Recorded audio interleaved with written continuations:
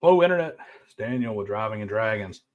Back today with another quick reaction. This time we are talking about horror and horror-themed sessions, specifically in D&D, but in tabletop role-playing games in general, because it is Halloween month, and we are coming up on those special Halloween sessions.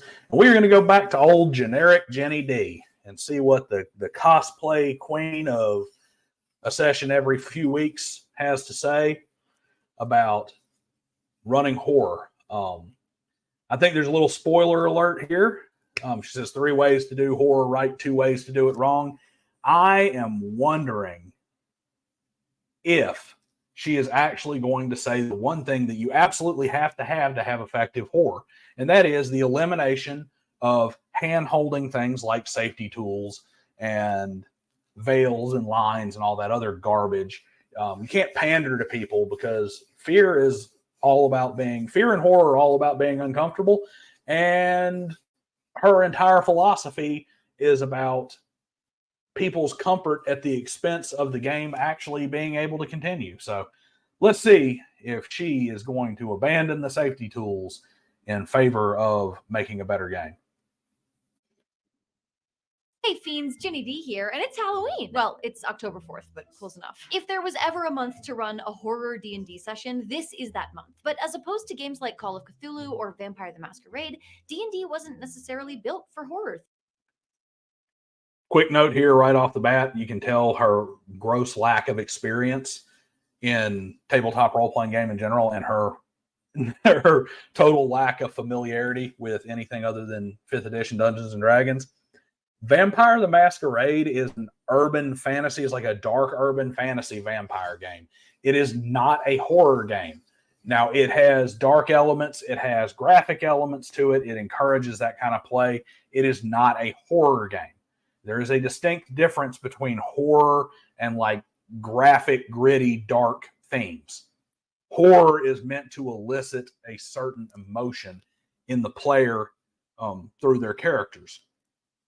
And that emotion is fear, anxiety, and general discomfort, not just, oh, this is graphic and we're brutal. All right, so the fact of the matter is that Vampire the Masquerade, not really a horror game. Call of Cthulhu, definitely, but that's the one everybody knows. But, this is what happens when you have a game master who's been in the hobby for 4 or 5 years and spent most of it making YouTube videos about playing the game rather than actually doing it. So if you want to make your D&D session scary, you have to do a little extra legwork. But don't worry, I'm here to give you a hand. Sorry, I'll stop making skeleton puns. I know not everybody thinks they're humorous. I love puns. I really do love good dad jokes. But seriously, see them coming a mile away and the delivery is so fucking terrible. But I don't know. Maybe that's the little bit of camp goes a long way. Geez, tough crowd. I'm going to share some of the best advice from tabletop games and from fiction and film for sending chills down your players' spines. But as much as I always try to stay positive on this channel, I'm afraid I have to share something else too. A warning. There are 2 extremely common ways that I see people undermining their own attempts to make their games scary. Safety tools and hand holding.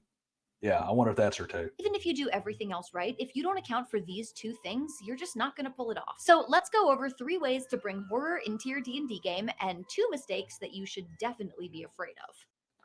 All right, so just to kind of kick things off here, going over her whole intro, I'm glad that she at least acknowledges that Dungeons and Dragons is not really built for horror and is not really designed for it, especially 5th edition. Really anything since WotC took over Dungeons and Dragons, because of the big shift. And, there's a lot of people who want to talk about THACO and other such nonsense and whatnot. And a lot of people say the dividing line between old school and modern D&D is TSR versus WotC and the philosophy and what kind of stuff was out there, et cetera, et cetera. Really what it is when Wizards of the Coast went to 3rd edition, and really this comes from some of the later stuff that happened in 2nd edition, is in the end of 2nd edition, especially when the heavy focus on Forgotten Realms started to pick up, transitioning into the Wizards of the Coast era through 3rd edition, D&D transformed from a adventure fantasy game to a heroic fantasy game. And the key difference is when you're talking about a fantasy adventure games are dangerous to the characters. The characters are nothing special until they become something special. In heroic fantasy, you basically start off as a powerful character. The durability of a heroic fantasy character does not lend itself super well to horror because you have to feel threatened in horror. You have to feel a certain level of helplessness and anxiety. And it's hard to do that when you have 14 death saves. The cleric can literally just snap his fingers and resurrect you. And you've got a dozen other things and a giant pool of hit points. And you end up in this conundrum where you either can't threaten the players enough to you really have to work hard to generate the anxiety that's necessary to have that good horror feeling to get into that player's head. Or you have to do something that is so unbelievably overpowered that your players feel kind of cheated and they feel like it's like, well, why the hell was there an ancient black dragon against my 6th level characters? There was really no way for us to survive that. It's like, well, you're kind of supposed to have the feeling that you're not supposed to survive it. But Dungeons and Dragons doesn't lend itself to that in any edition, but especially not after WotC and the heroic fantasy genre. You're supposed to feel heroic, and heroic is kind of antithetical to horror. For a few days now, your players have been hearing about something in the woods. Several people have gone missing, and the characters get a chance to examine the bodies, finding their flesh shredded and their bones crushed. The more superstitious in town talk of a little boy who went missing long ago while playing in the woods, and his mother who went mad searching for him. Some say she searches still, twisted by her grief and the dark magic of the wood. Your players enter the forest, and the one with the highest passive perception catches the distant sound of children's laughter through the trees. As they near their quarry, survival checks are made at disadvantage, and the thorny vines force them to slow their pace or take damage fighting their way through the briars. When they find the grove shrouded in shadow, even at midday, they spot the first lost child. It's shaped from soil and twigs in a sloppy approximation of a little boy. Others appear around you, moving closer, twig claws grasping and scratching. If a character touches or talks to one, it opens a muddy pit in its featureless face and cries out for its mother. The sound of movement behind it in the trees tells the party she's on her way. Everybody roll initiative. Okay, so I'm hoping she's just going to use this as an example here, but a lot of tricks used to make what was really a bland description have somewhat of more effect. The zooming in, the slow pan zooming into the camera, the muting of the colors as she is going through her speech patterns, the very slight lowering of volume, which are all actually good tricks, but they don't work at tabletop because you're either on like Discord server or you're on Roll20 or one of these VTTs where you got maps and shit in the way, or you are at your table when there's no damn camera unless everybody's going to lean into you. Now, you can control volume and get them to kind of lean into you to kind of get that effect, but she's using some tricks to make her seem like she's better than she is. Though I will give her one little break on that is we know that she's kind of describing something that would take several scenes and includes what the player's actions have been. So, having to kind of compress that whole thing takes away some of the effect too. So we're going to give her a little grace on that. If there is one technique that is most fundamental to horror, it's building anticipation. You can magnify the effectiveness of a scare by forcing the audience to anticipate it. Think about how much dread you feel watching a character in a horror movie turn around slowly in a pitch black basement with only a dying flashlight to see by. You just know that any moment now, that flickering beam of light will illuminate some horrible creature just inches from the protagonist's face. Knowing that something scary is coming makes the thing more scary. It gives you time to build it up in your mind. That's why if you want to make something scary, it is absolutely essential to spend time on the setup. If rolling initiative is the player's first clue that this monster or villain even exists, your description and choices in combat will need to do a lot of heavy lifting. But by sowing the seeds of anticipation well before your players actually come face to face with their opponent, you leave room for that opponent to grow larger than life in the party's minds, making them fear the eventual encounter. Okay, so that's a good piece of advice.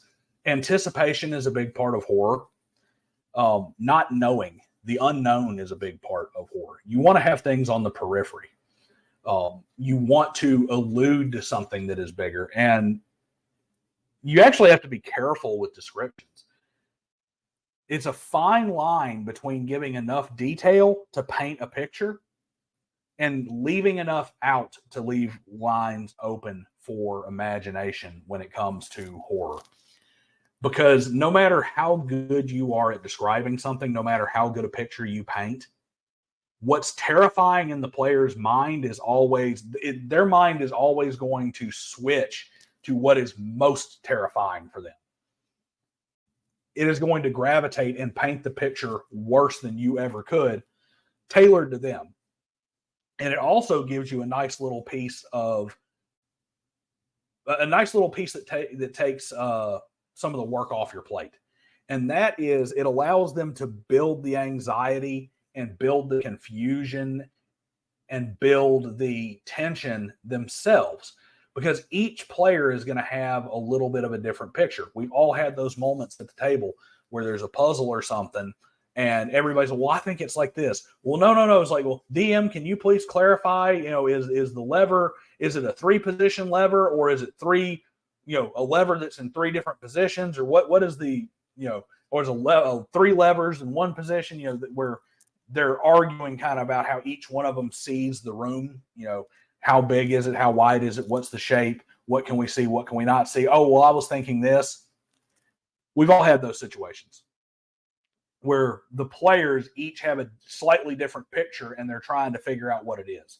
That works. That does a lot of the heavy lifting in horror, because each one of them has that terrifying image and they're feeding off of each other. And you as the DM, instead of doing what you normally do where you step in and clarify, you let the players do that and you let them do it to themselves. Next tip, let's do a little experiment. I'm going to play back some of that same description, but with a little change.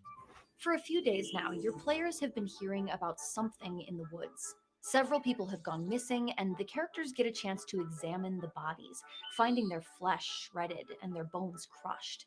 The more superstitious in town talk of a little boy who went missing long ago while playing in the woods, and his mother who went mad searching for him. That was a lot less threatening, wasn't it? That's because ambiance can really influence the vibe at the table. If you want to get your players into the right headspace for horror, you can help them along by creating atmosphere. If you're Okay, good work on old Jenny D there. Using the camera trick to make a point. Ambiance is very important. It also needs to be careful. If you get too much ambiance, you can be distracting, and it's real easy to drift over into camp, which is not what you want.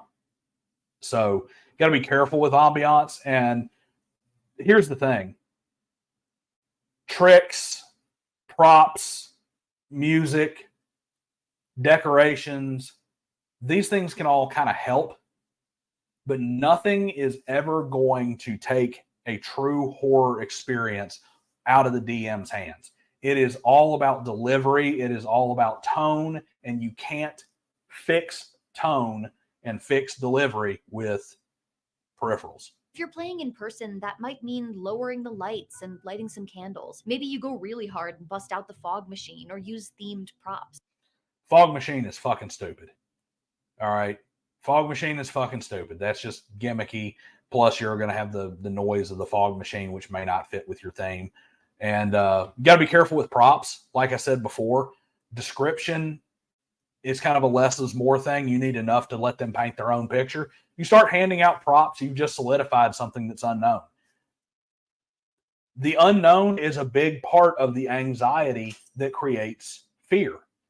And anytime you make something a known or you solidify something, it takes that element away. So be very careful with your props. Whether you're together in a room or playing online, you can use music and soundscapes to create an unsettling feeling. Tons of people on YouTube and Spotify have already done the work of creating themed playlists and videos, so all you have to do is search. And if you use maps or terrain, anything. Okay. Themed playlists. I'm not big on using music in my games to start with, but there's a place for it.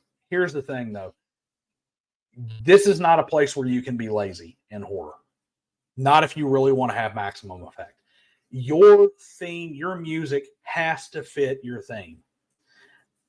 I've run a horror themed game for Halloween in the past where I used the Quake soundtrack that Trent Reznor made for the original Quake game back in the late 90s. One of the best ambiance tracks, one of the best horror ambiance tracks ever. And it was masterfully done because Trent Reznor is a genius. But that is an industrial sound because he's an industrial rock musician.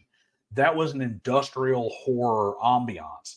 It fit really well with Quake because Quake is like Doom is the whole, industrial complex on a distant world, sci-fi, other dimension thing where you had that kind of mechanical aspect to it. It would work great if you had like an abandoned steel mill, like the Sloss Fright furnace that we have here in Birmingham, or something like that as your setting, or a prison, like if you're going to do like the Joliet, Illinois, Statesville prison experience type deal. It'll work well there. It would not work well in, say, Dungeons and Dragons, because that industrial theme, even though you've got great ambiance, the industrial theme of that music it's not going to resonate with, say, Ravenloft. If you're doing Ravenloft, you're going to have to get that organ music and that gothic horror feel. So because every game is different and horror is all about the little details, even if it's not about the big details, if you're going to use music in a horror game, you need to make sure that playlist is curated for your adventure. Because what you don't need is, I just went and found a great horror game playlist off YouTube or Spotify or something that somebody else made. That's not going to fit it's not going to fit your game as well as whatever it was made for. So you got to be careful with that. And if you're going to do it, do not be lazy about it. It's better to leave the music out than to be lazy and have the wrong music where the wrong song comes on at the wrong time and just completely screws your mood. Also, can't be a cheap ass. You're either going to need to download the playlist or you're going to need to pay for premium or something, because the last thing you need is a HelloFresh ad popping up in the middle of your tense scene. Thing you can do to make sure it looks scary can contribute to that ambiance. We talk about immersion in D&D a lot because at the end of the day, the game takes place mostly in our heads. And if we can't focus on how we imagine everything, it's a lot harder to connect to the game and have the best possible experience. So whatever you can do to help your players feel that sense of immersion will also make it easier for you to shake them up with the scary things that happen in the game. There's one more thing I did in that description earlier that's a classic tip from horror movies. Did you spot what it was? If a character touches or talks to one, it opens a muddy pit in its featureless face and cries out for its mother. The sound of movement behind it in the trees tells the party she's on her way.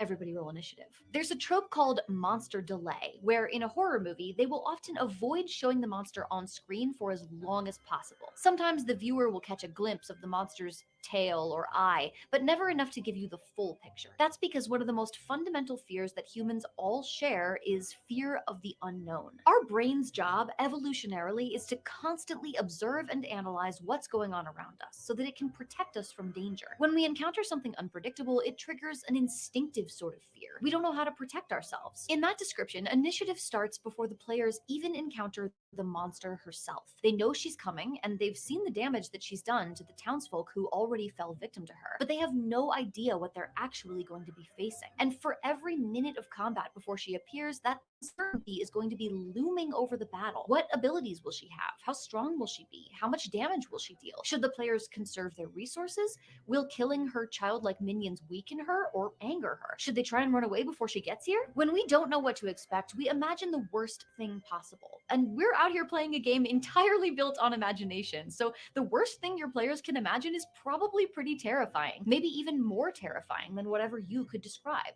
You can use that. Okay, she's about to go into one of her stupid ass ads. But here's the deal, and this is kind of important. That was actually the best piece of advice that she's put forward so far. But it also shows her inexperience and a fundamental misunderstanding of some of the core precepts here. If your players are talking about game mechanics during your horror themed game, 9 times out of 10, you're doing it wrong. Immersion is super important when it comes to horror. You want the players invested. The best horror games are where people start forgetting about which dice they need to pick up. And they start, even your quote unquote bad role players start doing quote unquote good role playing. Doing things like, instead of saying, I want to make a spot check, saying things like, can I see anything? I'm looking around trying to find out, where is it? Can I see anything? Okay, roll a spot check. If they're talking about game mechanics and, we need to conserve these resources and save this spell and don't use that spell, you're not dragging them in enough. You want, like, for instance, if your wizard has a fireball and they can only cast it once, you want that wizard's player to panic to the point that he casts fireball when it's a bad time. The kind of thing where the rest of the players are like, no, man, don't, maybe we don't need a fireball. It's like, don't waste it. Which leads me to a bonus tip I'm going to add here that comes down to your, like I said, a bonus tip for horror. Run horror in a lot of ways like you run the Tomb of Horrors. And by that, I mean, there's no, are you sure? You sure you want to do that? There's no backsies. Man, I'm going to cast fireball on him. Okay, too late. You just cast fireball on them. You just wasted that spell. Don't allow them to reel back bad decisions. Make those consequences count, especially in a game like Dungeons and Dragons, where that heroic fantasy element makes those characters that much more durable. If a slip of the tongue or a knee-jerk reaction costs them a valuable resource, just like it does in real life, that's going to ratchet the tension up. But otherwise, she's absolutely correct. And she really just kind of rehashed a bunch of the stuff I said reacting to her previous points. Yeah, anticipation is a big, big, big deal. And it is really something that you need to focus on in your horror games. So I'm going to go ahead and fast forward through her ad, and we'll get to the next part. Okay, so we've covered some general ways to create an atmosphere conducive to horror at your gaming table, but it is entirely possible to do all those things right and still fail to create that electric feeling of apprehension in your game. In my experience, there are 2 big mistakes that DMs make that can squash a scary session before it even starts. Hand holding and safety cards. Hand holding and safety tools. Have you ever experienced a moment like this? You're describing something dramatic. Maybe it's a villain's deadly threat or a description of a terrifying monster. But halfway through your narrative, a player cracks a joke or makes a pun, and suddenly it all feels silly and stupid. As a DM, you have to work so hard to create tension at the table, but it is incredibly easy for players to diffuse that tension. And fear is uncomfortable. Some part of us wants to relieve that discomfort. In some ways, it's almost flattering if a player does something like this, because to me, it indicates that they were feeling that tension. They felt that fear, and that's why they had the impulse to dispel it. But whether it's a compliment to your DMing skills or not, it can really take the wind out of the sails of a scary scene very, very quickly. And that's why one of the biggest mistakes I think you can make when trying to run a horror game is to not get player buy-in. Do your players actually want to play a horror game? Do they want to feel scared? If they don't, then not only are you going to be fighting an uphill battle trying to impose that feeling on them, but they won't be having fun either. And if they do want to be scared, then let them know that they have a role to play in that as much as you do. If you describe something that's clearly meant to be scary, they should be ready to receive it that way. Nobody likes to go to a haunted house with somebody who's just pointing out how unrealistic the decorations and costumes are the whole time. You came to get scared. A scary D&D session is exactly the same. Ultimately, the DM and the players have a shared goal, which is playing an enjoyable and immersive game. D&D works best when everybody recognizes that we're working towards that goal together. That means not just sitting back and waiting for an opportunity to poke holes in your carefully constructed spooky atmosphere. Now, I know I've talked a lot about horror. She was so close. So close. There's so many little seeds of things that actually matter in there, and so many things that are wrong, and so many little pieces that point out the just bastardization of the hobby that is the modern player base and how things are done. Okay, so let's start at the top. Yeah, you need player buy-in, but she's totally wrong about popping jokes and stuff. As I said before, you got to be careful not to let things go into camp. And it's more about DM response than it is player ability. All right. A lot of people handle discomfort and anxiety and deal with fear through humor. They pop a joke that relieves a little bit of that tension. That in and of itself is not going to derail your game unless you let it, unless you're inexperienced, and unless you just don't know, which I'm assuming by this that Ginny D doesn't. You can do that. You can handle that a couple of different ways. For one, you can take their crack or their joke, put a dark twist on it, and joke back, and turn their somewhat nervous laughter that they're using to relieve tension into a shit your pants laugh if you do it right. Or you can just kind of ignore it, let the laugh play out, and then snap back to reality of the shitty situation that they're in that caused the joke in the first place. That works well, because here's the thing about pressure and tension, and you can look at it in kind of a athletic or bodybuilding sense. If you have a guy who wants to, say, build big biceps, and all he does is go in and destroy his biceps every single day, I'm talking every day he's getting the heaviest weights, knocking out the most reps, going to failure, sizing down, going to failure, sizing down, going to failure, and just blowing his arms to pieces every single day. He's going to grow some, but he's going to spend so much time, but there's no recovery, and there's so much damage that he's going to see minimal gains. Meanwhile, the guy who goes in and works out hard and pushes hard, and then takes a couple of days off, and then pushes hard, and then takes a couple of days off, and then pushes hard, working on other muscle groups and stuff at that time, his biceps are growing a lot more, a lot faster. Even though he's doing less sets with less weight, the fact of the matter is because he's got recovery time and a release on that pressure, he tortures that muscle. The muscle starts to recover. It gets tortured again. It's allowed to recover. It gets tortured again. Same thing happens here. Letting a little pressure out and then rebuilding it is going to torture that player more. It's going to be that yo-yo of emotions of, man, it's building up, man, a little relief. Oh, shit, it's back again. That back and forth is going to be much more emotionally impactful than being terrified that your player is going to tell a joke and letting it derail the whole thing. And she's totally off base when it comes to the collaborative storytelling part here too. I am a collaborative storytelling game master. I am a Hickman Revolution game master. I believe it is a collaborative storytelling effort.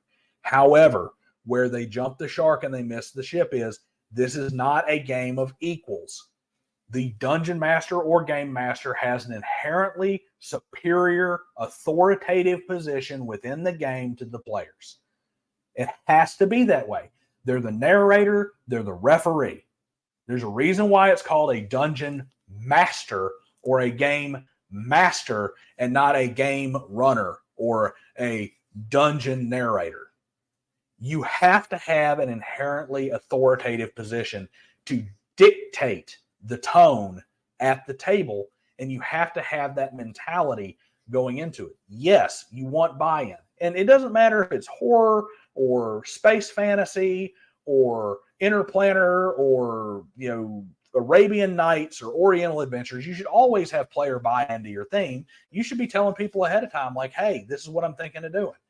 When I'm thinking about a Halloween special for my table, I put out 3 or 4 options and let the players pick which one so they know what the theme is going in. But at the same time, no, you don't lower yourself, to the player here. You shouldn't do that anyway, but and you sure as hell can't be subservient to them. So, like I said, there's some good pieces there, but she missed a lot, and she's just so close. Just couldn't quite hit that bullseye. So let's see what this last one is. I'm still holding out for it, guys. No safety tools, No hand holding. Go. Movies in this video so far, but there is at least one huge difference between a horror movie and a horror tabletop game, and that difference is the players. One of the scariest feelings is that of feeling powerless, but while it's okay and even compelling to make their characters feel powerless, there is no faster way to ruin a D&D game than to make the players feel powerless. It's okay to trap the characters, to take things away from them, to corner them and put them into difficult situations. But in the end, this is a game, and there's nothing fun about a game you can't play. Whatever situation you put the characters into, the players need to feel like they have control over their actions and the ability to make choices. I know this line can easily get blurred, but in the end, it's the characters who are supposed to be scared, not the players. It can be exhilarating to get to experience that feeling of fear vicariously, to imagine how scary it might be to be in the situation that your character is in. But your role as a DM is not to scar or traumatize your players. It's still important to understand and respect any content boundaries that they've set. If a character has a fear of spiders and they have to face down their nightmare, that's a compelling encounter. But whipping out a giant spider miniature and describing it in detail when you have an arachnophobic player doesn't make you a great horror DM, it just makes you an asshole. In any D&D session, but especially with something as potentially emotionally impactful as horror, it is crucial to protect your player's agency. You know that classic horror movie scene where the protagonist is going down the dark stairs into the dark basement to investigate the mysterious noise, and we're all sitting on the couch yelling, "What are you doing? Don't go down there, you're gonna die." That is not the feeling that your players should have during your game. They're the ones who decide if they're gonna go down into the dark, scary basement. And trust me, it is so much more fun when they make that stupid ass decision on their own. By the way, the description at the beginning of this. Tell me you don't understand what player agency actually is without telling me you don't actually understand player agency. So not only was it not don't do safety tools and don't handhold your players, it was literally like this last thing. I'm going to be as frank as I can be. Especially if you're a newer game master and you want to do a great horror themed game, you need to be almost the opposite of every fucking thing she said in that retarded last segment. Okay? She just told you how to make sure that your horror game is crap. Her last tip may as well have been, you really want to do D&D horror, right? Just have every single monster have a fear spell. There you go. Your characters are now in fear. Your characters now have the frightened status. Live through it vicariously. Hell no. You are supposed to be causing anxiety in your players. If they're going into a horror-themed game, they should leave the table feeling drained. They should feel that emotional impact as a player through their character. Not, oh, my character was scared and that was sure cool. That is so stupid. Okay? And then once again, she doesn't understand the concept of how player agency really works. No, you don't railroad your player. And when I say railroad in this case, I mean like in the roller coaster, put them on tracks and you tell them they're going down the stairs railroad fact.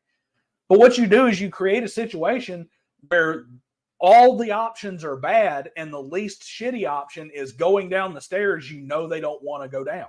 So what you do is you set up the creepy basement earlier in the game, and then you create a situation where creepy basement is the least bad option for them to take to get away from the monster that's chasing them, get away from whatever the case may be.